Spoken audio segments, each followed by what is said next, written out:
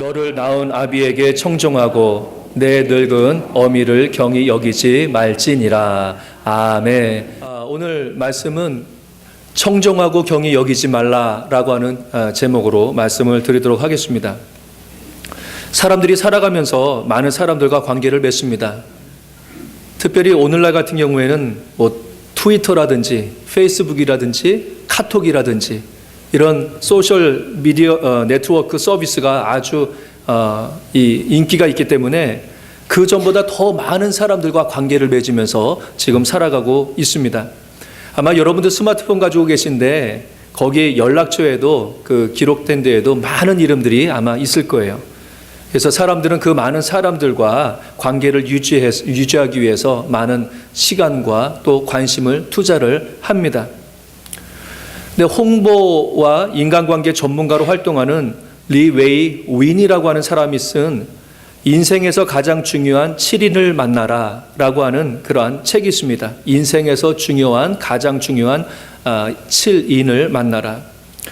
이 리 웨이 윈은요, 사람들이 많은 사람들과 관계를 맺는데 너무 많은 사람들에게 잘하려고 하는 것보다도 자신의 성장에 있어서 가장 중요한 역할을 할 만한 한 7부류의 사람들, 이러한 사람들에게 집중하는 것이 보다 효과적이다, 그렇게 쓰고 있어요.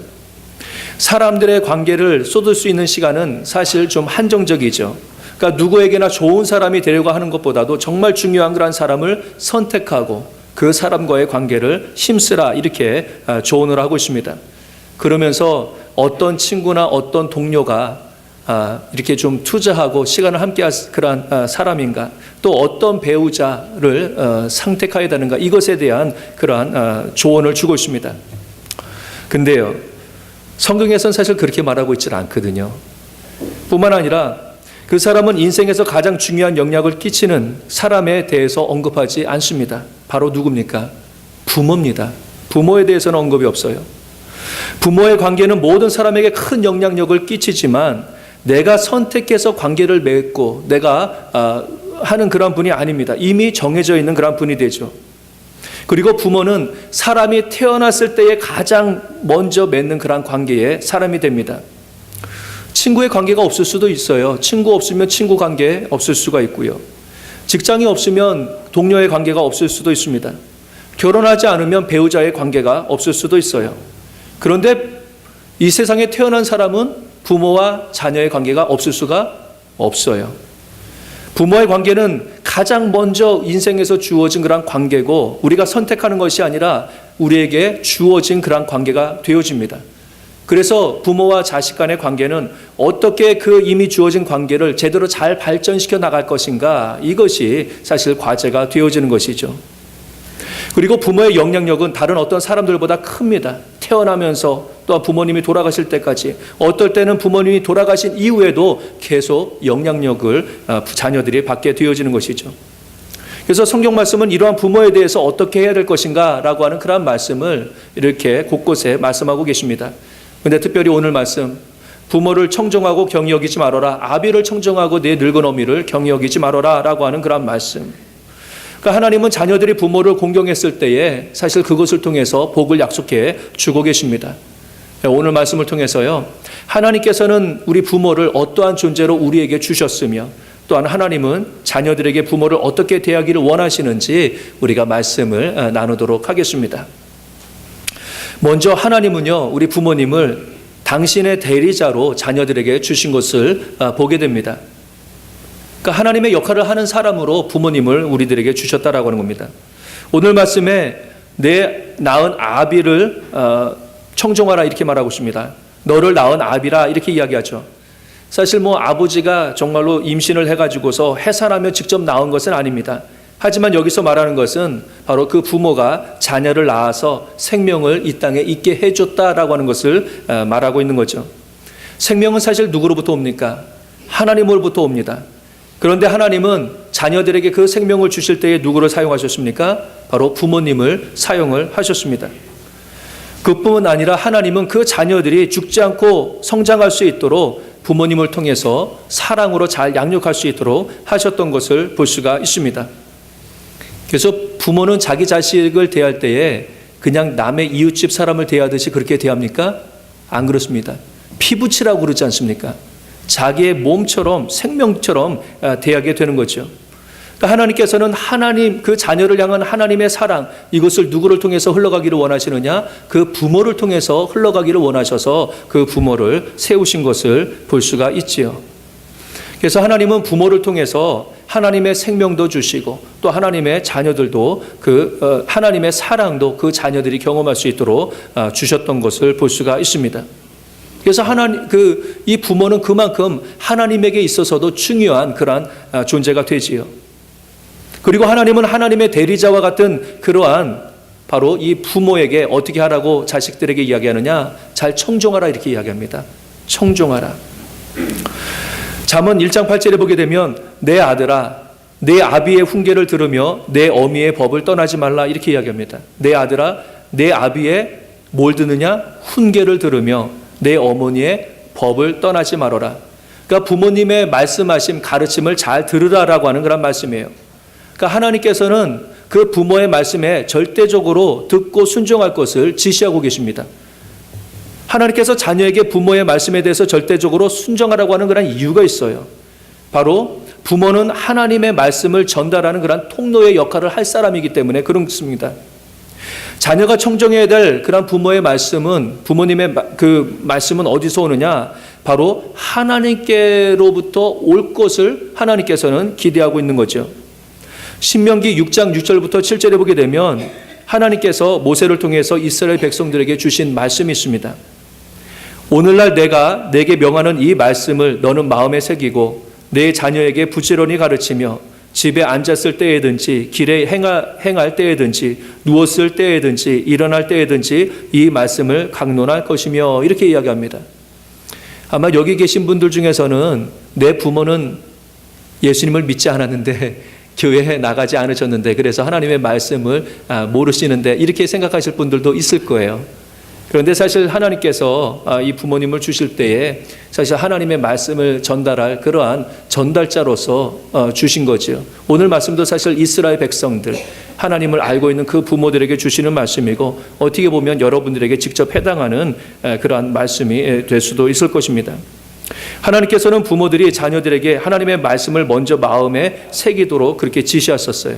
그러니까 부모된 자들은 사실 하나님의 말씀을 그 마음에 새겨야 되고요. 그 말씀을 자녀들에게 부지런히 가르치도록 명령하셨습니다. 부모들이 자녀를 양육하기 위해서 여러 가지 수고하시는 것들이 참 많이 있습니다. 열심히 일하셔서 번 돈을 가지고서 자녀들이 사회적으로 성공할 수 있도록 그 뒷바라지를 열심히 해 주시죠. 그런데 하나님께서 그 부모들에게 원하는 것이 있어요. 바로 그것은 무엇이냐? 자녀들에게 부지런히 그 말씀을 가르치라라고 하는 겁니다. 그 말씀을 가르치라. 그러기 위해서는 먼저 부모가 그 마음에 하나님의 말씀을 두어라 이렇게 명령을 하고 있는 것이죠. 하나님께서 부모가 자녀들에게 가르치기를 원하는 것은 세상적인 지혜가 아닙니다. 부모의 생각이 아닙니다. 하나님의 말씀이 이 부모의 입을 통하여서 자녀들에게 전달되기를 원하는 거죠. 그래서 하나님은 그 부모가 단순히 아이들의 육신이라든가 육신의 성장이나 또 세상적인 성공을 위해서 힘쓰는 것이 아니라 하나님의 말씀으로 부지런히 양육해서 하나님의 자녀로 성장하기를 하나님께서는 원하고 계시는 겁니다. 그래서 하나님께서는 부모에게 권위를 주셨어요.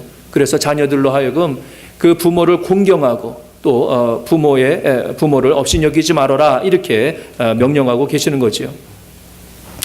오늘날 하나님의 말씀을 가르치는 것이 주로 교회에 있는 그런 목사라든가 아니면 교사라든가 이런 분들이 하는 걸로 우리가 생각하고 그렇게 맡기고 있지만 사실 가장 근본적으로 이 일들이 이루어져야 될 곳이 어디냐라고 하면 가정입니다.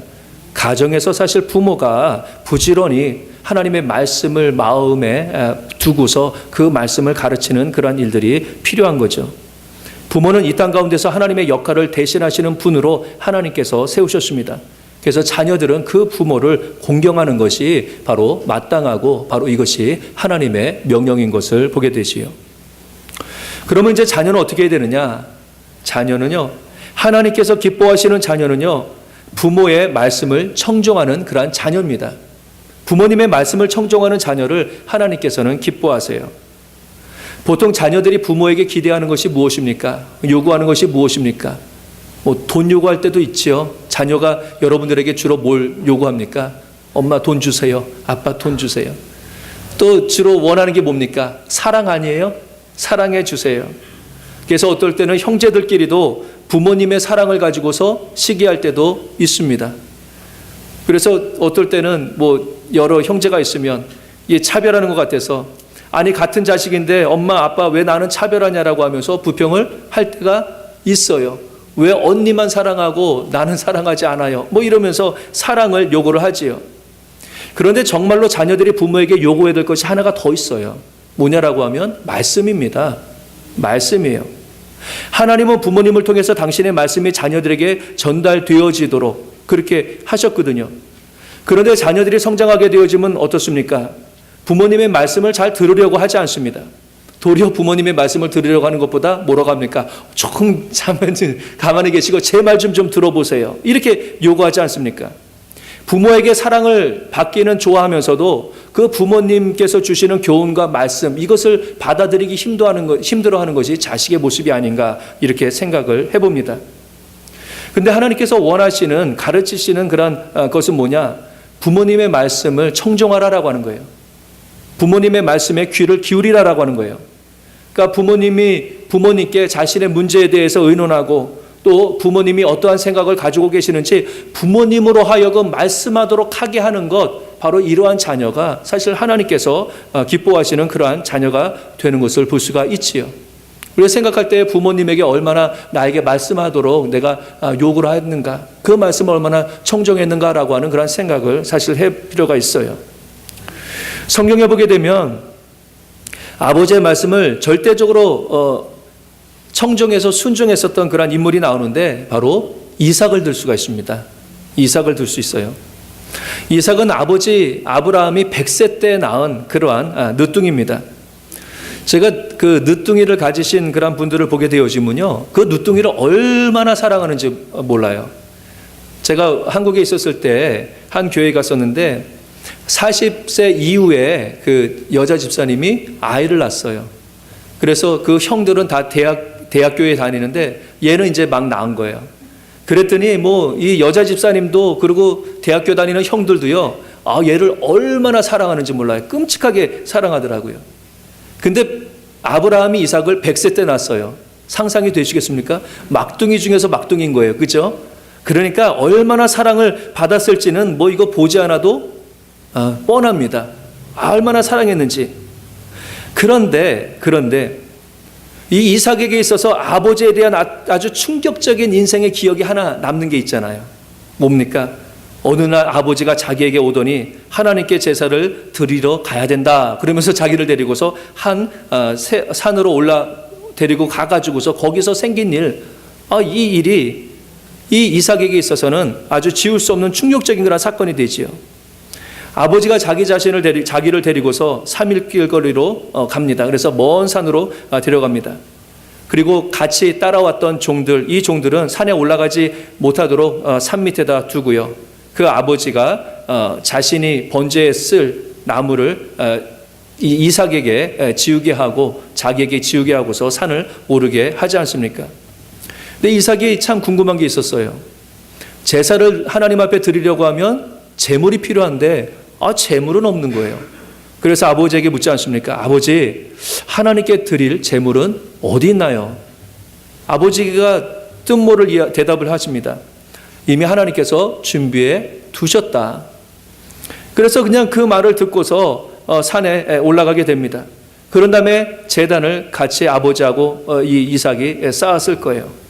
그런 다음에 아버지가 그 모든 제단 세팅을 다 해놓은 다음에 그 다음에 제물이 올라갈 그때에 이 아들에게 이야기합니다.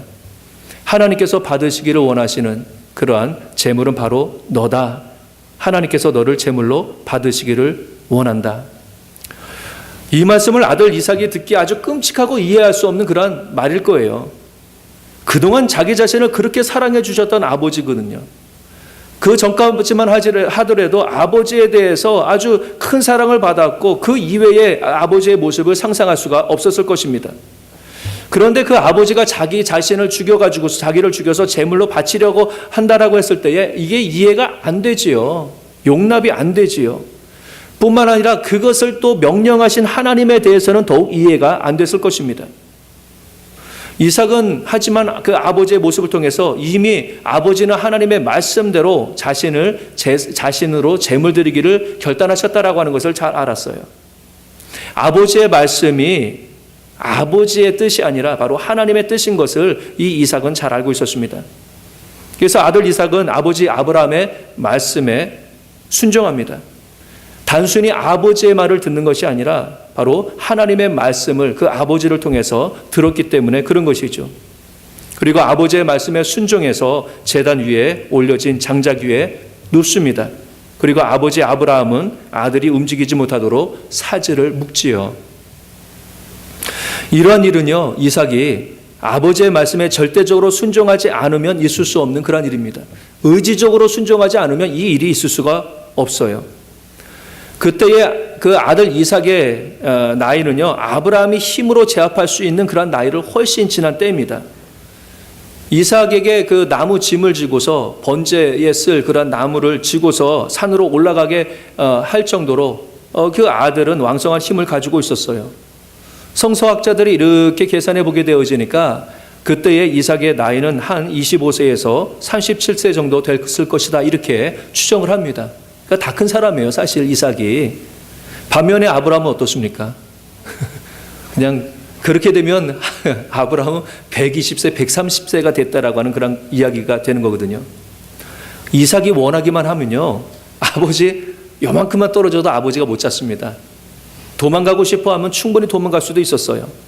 뿐만 아니라 자기를 해하려고 하는 그 아버지를 대적해서 도리어 아버지를 공격할 수도 있었을 거예요. 그런데 이삭은 그렇게 하질 않아요. 스스로 자기의 발로 그 제단에 올라가게 되지요.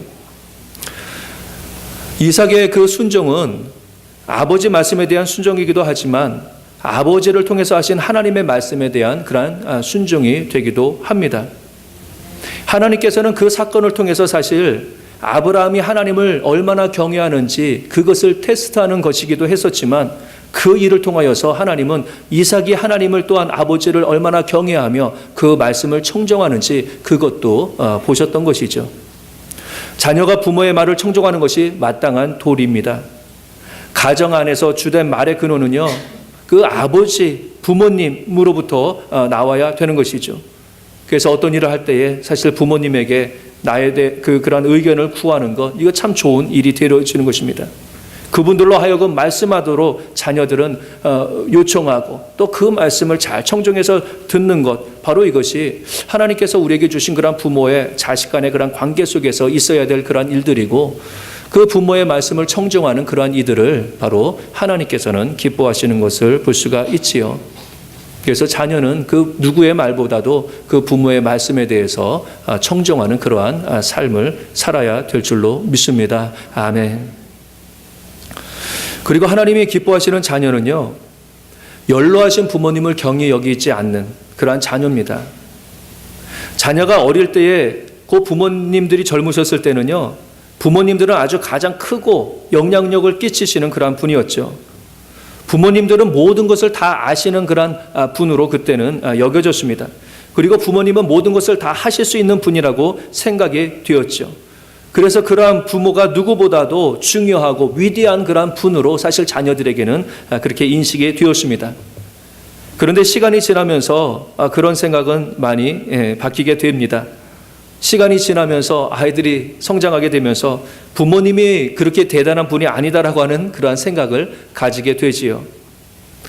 제가 어렸을 때에 아버지는 저하고 가끔 이 팔씨름을 하곤 하셨습니다. 저도 그러면 아버지하고 팔씨름을 하곤 했거든요. 어렸을 때는 아버지가 무진장 강했어요. 뭐 절대 이길 수 없으셨어요.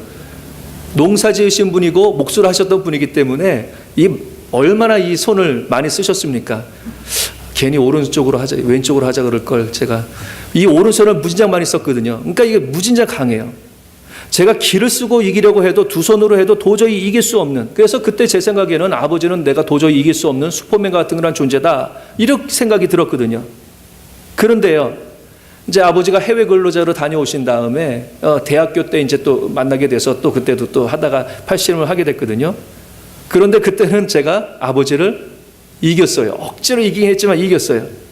근데 그때 이겼을 때의 기분이 썩 좋지는 않더라고요.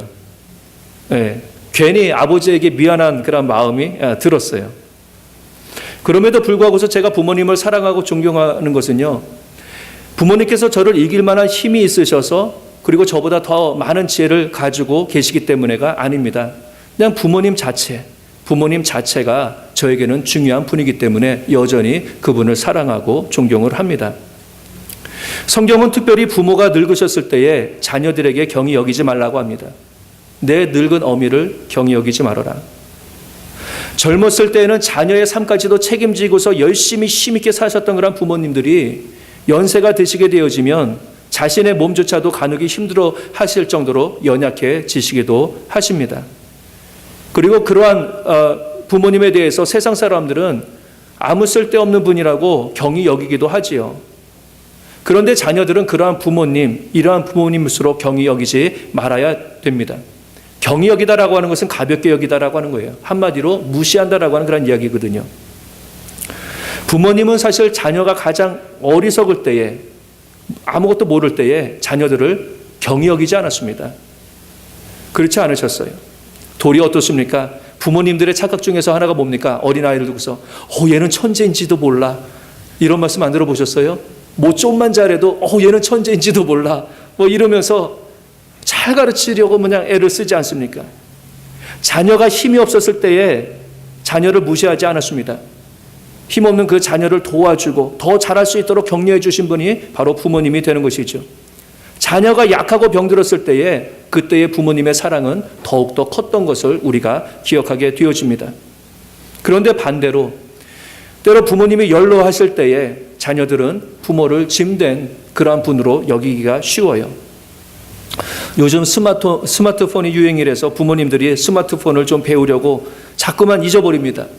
자녀에게 가르쳐 달라고 하고 또 좀 있다가 또 가르쳐 달라고 하고 똑같은 것을 물어볼 때 어떻게 생각을 합니까? 아유 참 귀찮다 이렇게 생각할 수도 있을 거예요. 막 힘든 일을 하실 때에 도와주면 참 좋을 텐데 아니 그렇게 하시다가 다치시면 그냥 서로가 피곤해요 힘들어요 이러면서 타박을 하기도 하지요. 하나님은 부모님이 늙으셔도 자녀들에게만큼은 경히 여김을 받지 말아야 된다 이렇게 말씀하고 있습니다. 부모님을 중요하게 여기며 공경할 것을 말씀하고 있습니다.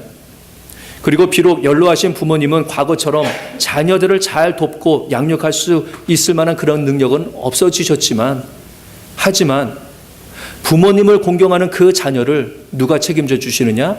하나님께서 대신 그를 복 주시고 형통케 해주신다. 성경은 그렇게 말씀하고 있는 것이죠. 그러니까 내 육신적인 부모가 연로가 하셔서 나를 잘 복되게 해주시지 못한다라고 할지라도 그러한 자녀를 보면서 하나님께서 복되게 해주신다라고 하는 거예요. 그러니까 부모를 잘 공양하고 공경하는 것은 바로 하나님의 후원을 받는 그러한 복된 삶이 되는 줄로 믿습니다. 아멘. 말씀을 정리합니다. 신명기 5장 16절에 보게 되면 이러한 말씀이 있습니다. 한번 좀 읽어보겠습니다. 시작. 너는 너의 하나님 여호와의 명한 대로 내 부모를 공경하라. 그리하면 너의 하나님 여호와가 내게 준 땅에서 내가 생명이 길고 복을 누리리라. 아멘. 하나님은 부모와 자녀 간의 관계를요 선택할 수 없는 관계로 우리에게 이미 설정해 주셨습니다. 그리고 또 그 관계를 통해서 하나님은 그 자녀들에게 복을 주시기를 원하고 계시는 거지요. 그런데 반대로 부모와의 관계를 잘 이루지 못하면 어떻게 되느냐? 그것이 도리어 화가 되어지는 것을 볼 수가 있어요. 마태복음 15장 4절에 이렇게 말씀하고 있습니다. 한번 좀 읽어봅니다. 시작. 하나님이 이르셨으되 내 부모를 공경하라 하시고 또 아비나 어미를 회방하는 자는 반드시 죽으리라 하셨거늘. 아멘. 부모는 이 땅에 보내주신 하나님의 대리자와도 같으신 그러한 분들입니다. 부모를 공경하는 것은 부모를 통해서 나에게 생명을 주시고 사랑을 주시고 말씀을 주신 하나님 아버지를 공경하는 일이기도 한 것입니다. 그리고 또한 부모도 자녀들이 자신을 통해서 복을 받을 수 있도록 축복의 통로의 역할을 잘 감당할 그러한 의무가 있는 거죠. 하나님께서 주신 자녀를 내 몸과 같이 사랑하며 하나님의 사랑을 드러내야 되는 것이죠. 그리고 무엇보다도 하나님의 말씀을 먼저 배우고 그 말씀을 새기고 그 말씀으로 그 자녀를 양육하는 그러한 역할을 부지런히 해야 되는 것이 또한 부모의 책임이 되어지는 겁니다. 간절히 원하기는 하나님께서 주신 부모와 자녀 간의 관계를 통해서 하나님의 복을 누릴 수 있는 그러한 복된 삶을 우리 모두가 살아갈 수 있기를 주님의 이름으로 간절히 축원합니다. 아멘. 우리 눈을 감으시기 바랍니다. 하나님은 우리 모두에게 부모님을 허락해 주셔서 우리가 연약할 때에 힘을 경험케 하셨고 우리가 어리석을 때에 지혜롭게 살아갈 수 있도록 해 주셨습니다. 하지만 하나님께서는 부모님의 말씀을 청종하고 경히 여기지 말라고 하셨는데 그렇게 하지 못할 때도 있었습니다. 우리 함께 기도하기는요.